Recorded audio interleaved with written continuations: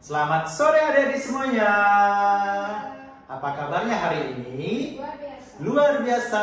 Yes, yes, yes. Mantap. Sudah siap belum dengan cerita hari ini? Siap. Wah, kalau sudah siap, kita duduk semuanya yuk. Tapi sebelumnya kakak mau bertanya nih adik-adik. Ayo, di sini siapa yang pernah mengikuti satu perlombaan? Saya. Waduh, rata-rata banyak ya yang pernah ikut lomba ya. Nah, kalau kita mau mengikuti satu perlombaan, kira-kira apa saja yang perlu kita siapkan ya? Latihan. Ya, tentu latihan, belajar, kesehatan, dan sebagainya. Dan hari ini kakak mau bercerita yang berhubungan dengan tentang lomba nih adik-adik atau kompetisi. Kira-kira lomba atau kompetisi apa ya? Yuk langsung saja kita simak cerita berikut ini. Nah adik-adik, dikisahkan di sebuah kerajaan yang dipimpin oleh seorang ratu yang sangat bijaksana. Nah, pada saat itu ratu mengadakan satu pemilihan, yaitu pemilihan putri kerajaan. Dan yang dipilih adalah anak-anak gadis yang berada di tempat itu. Semua anak-anak gadis dikumpulkan, anak-anak perempuan dikumpulkan untuk dipilih hanya satu saja untuk menjadi putri kerajaan. Dan si ratu ini pun akhirnya memerintahkan kepada prajurit untuk memberi pengumuman kepada anak-anak gadis itu. Lalu kemudian dengan segera prajurit itu pun mengumumkan ke semua anak-anak perempuan yang ada pada saat itu. Pengumuman, ratu akan mengadakan satu pemilihan, yaitu pemilihan putri kerajaan. Kalian akan dipilih satu saja untuk menjadi putri kerajaan di istana ratu. Siapkan diri kalian yang terbaik, karena kalian akan bertemu dengan ratu dan akan menghadapi ujian, katanya. Wah, mendengar itu semuanya antusias, mereka senang. Tapi mereka belum dikasih tahu kira-kira ujiannya seperti apa. Ada yang sudah mulai menerka-nerka nih adik-adik. Wah, kira-kira ujiannya seperti apa ya? Apakah ujiannya matematika ya? Wah, aku harus belajar nih supaya aku dipilih menjadi ratu, dipilih menjadi putri oleh ratu, kata si beberapa dari mereka. Jadi putri itu kan harus jago Inggris. Yes no, yes no. Aku harus latihan bahasa Inggris nih sepertinya. Tapi ada juga yang latihan bernyanyi adik-adik. Dia berpikir seperti ini. Untuk menjadi putri kan harus jadi bisa nyanyi. Do, re, mi, fa, sol, la, si, do. Wah, kalau aku jago bernyanyi, ratu pasti akan memilihku, kata beberapa dari mereka. Ada juga yang menyiapkan pakaiannya dengan baik, dengan bagus, pakaian yang terbagus yang dia punya adik-adik. Kalau menjadi seorang putri kan pakaiannya harus bagus, jadi ratu pasti akan memilihku, kata beberapa dari mereka. Mereka mempersiapkan diri dengan menerka-nerka kira-kira ujiannya akan seperti apa. Dan seminggu kemudian hal yang ditunggu-tunggu pun tiba, yaitu ujian. Ya, ratu mengadakan tes ujian kepada mereka. Mereka mengikuti ujian, menampilkan bakat-bakat mereka. Ada yang menampilkan kejagonya matematika, bahasa Inggris, bakatnya bernyanyi, dan juga pakaiannya yang bagus. Dan setelah selesai mengikuti tesnya, ratu pun akhirnya mengumumkan hasilnya. Ayo, kira-kira siapa ya pemenangnya adik-adik? Ratu berkata seperti ini. Anak-anak semuanya, melihat dari hasil tes kalian, hasilnya semua bagus-bagus. Ada yang jago matematika, ada yang jago bahasa Inggris, bahkan tadi ada yang jago nyanyi. Saya suka dengan itu. Ada juga yang mempersiapkan pakaiannya dengan baik. Saya suka melihatnya, katanya. Wah, mereka senang semuanya mendengarnya adik-adik. Tapi kok semuanya kan yang dipilih hanya satu? Mereka juga bingung. Berarti siapa dong pemenangnya? Adik-adik, menurut kalian siapa pemenangnya? Yang jago matematika kah? Atau yang jago bahasa Inggris? Atau yang jago nyanyi, atau yang pakaiannya paling bagus. Aduh, kira-kira siapa ya yang dipilih ratu? Ternyata dalam kebingungan mereka, ratu belum selesai adik-adik. Ratu berkata seperti ini. Tapi tunggu dulu, saya masih punya satu ujian untuk kalian semua. Hah? Ujian apa lagi ratu? Kata mereka. Ya, Tapi kalian harus tetap tinggal di sini karena ujiannya bukan di sini katanya. Loh, bagaimana mungkin Ratu? Kami kan peserta seleksinya. Kami sudah berada di istana ini. Tapi kami tidak boleh pergi ke tempat ujiannya. Bagaimana ceritanya? Kan kami di sini sebagai pesertanya, kata mereka. Ya, saya akan memerintahkan pegawai-pegawai saya dan prajurit-prajurit saya untuk memeriksa kamar-kamar kalian masing-masing. Jika kamar kalian berantakan atau kotor, maka kalian tidak akan saya pilih. Jika rapi, maka saya akan memilih. Ini adalah ujian terakhir kalian, katanya. Wah, mendengar hal itu mereka deg-degan semua. Padahal mereka di awal udah menampilkan yang terbaik dari bakat-bakat mereka. Kira-kira siapa ya yang menjadi pemenangnya? Akhirnya dengan segera para prajurit itu pun berkeliling di tempat itu, di masyarakat itu, di kamar-kamar mereka untuk memeriksa kamar mereka. Apakah kamarnya rapi atau bersih?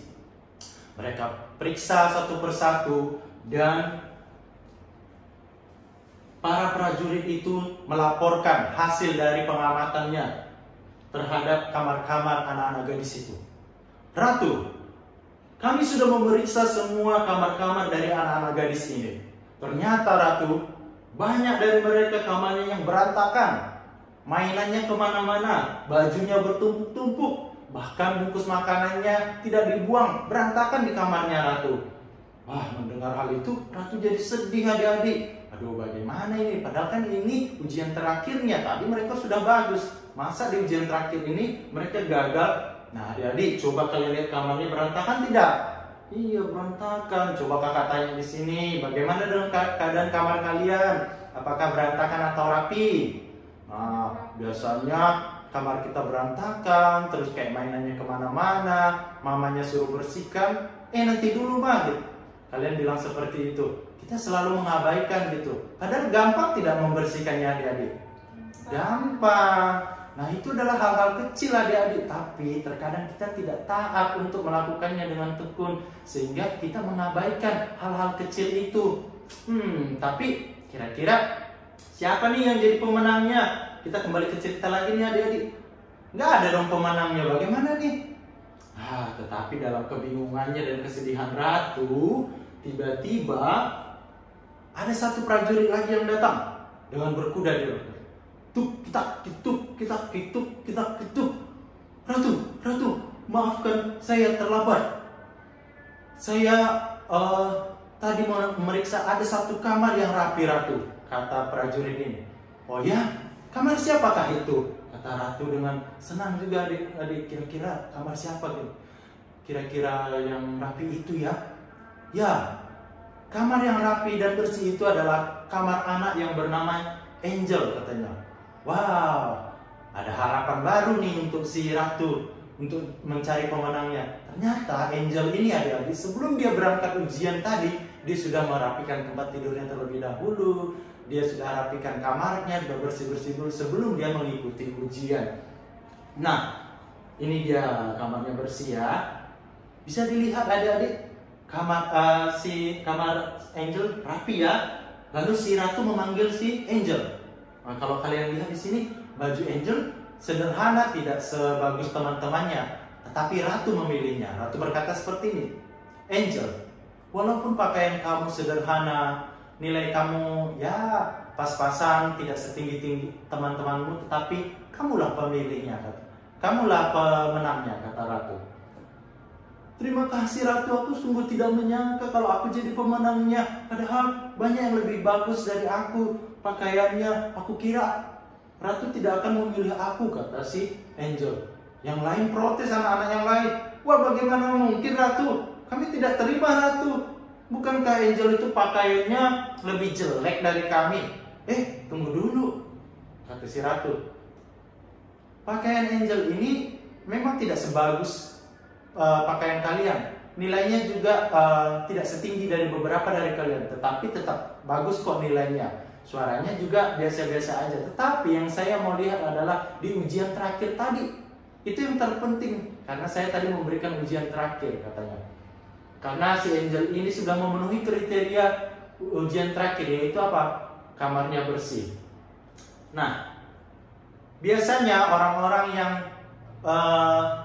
taat dan patuh dan setia akan perkara-perkara kecil, termasuk membersihkan kamarnya, itu adalah orang-orang yang bisa dipercaya untuk melakukan hal-hal yang besar nanti. Dan itulah yang saya butuhkan untuk di kerajaan ini, kata si ratu. Wah, mendengar hal itu adik-adik, anak-anak itu pun akhirnya mengerti kenapa mereka tidak dipilih oleh ratu. Ternyata itu tujuan ratu, karena ratu mau melihat siapa yang setia dalam perkara-perkara kecil, sehingga ratu nanti akan percayakan tuh tanggung jawab yang lebih besar ketika udah ada di istana nanti. Nah, akhirnya yang terpilih adalah Angel. Karena Angel ini sudah teruji dia setia dalam perkara kecil, sehingga dia diberikan tugas yang lebih besar nanti ketika di istana. Oke, ceritanya selesai. Tepuk tangan untuk kita semua.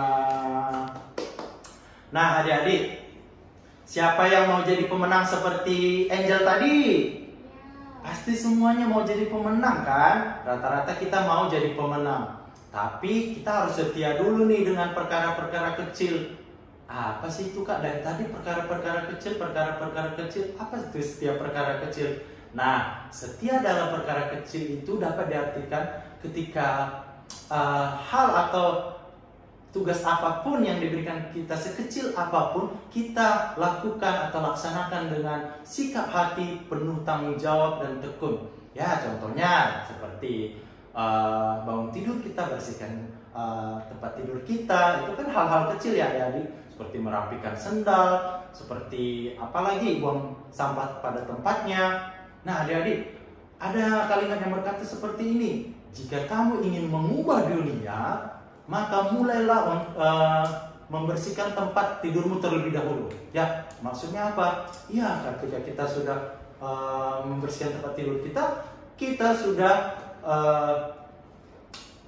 melakukan tugas kita yang pertama pada hari itu. Nah, itu kan hal-hal yang kecil ya adik-adik, sehingga kita nanti akan dipercayakan orang untuk melakukan tugas-tugas yang lebih besar lagi. Nah, kalau di adik-adik biasanya tugas-tugas kecilnya seperti apa sih? Satu tadi, bersihkan kamar tidur ya, menyelesaikan PR tepat waktu, membuang sampah pada tempatnya, kemudian apa lagi ya? Ada contoh-contoh yang lainnya lagi tidak? Cuci piring habis makan. Iya, cuci piring habis makan.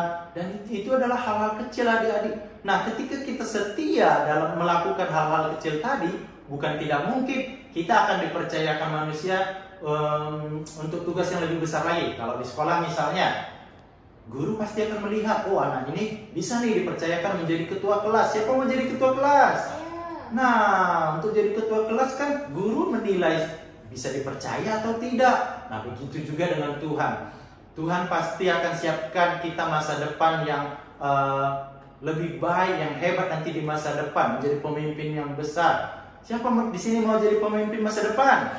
Wah, semuanya pasti mau ya. Tapi kita harus mulai dulu dari hal-hal yang kecil. Kita setia dengan perkara-perkara kecil, tanggung jawab kecil, sehingga kita nanti diberikan Tuhan kepercayaan yang lebih besar lagi, tanggung jawab yang lebih besar lagi di masa yang akan datang. Mungkin di sini dipercayakan jadi presiden, ada yang jadi pemimpin perusahaan dan sebagainya.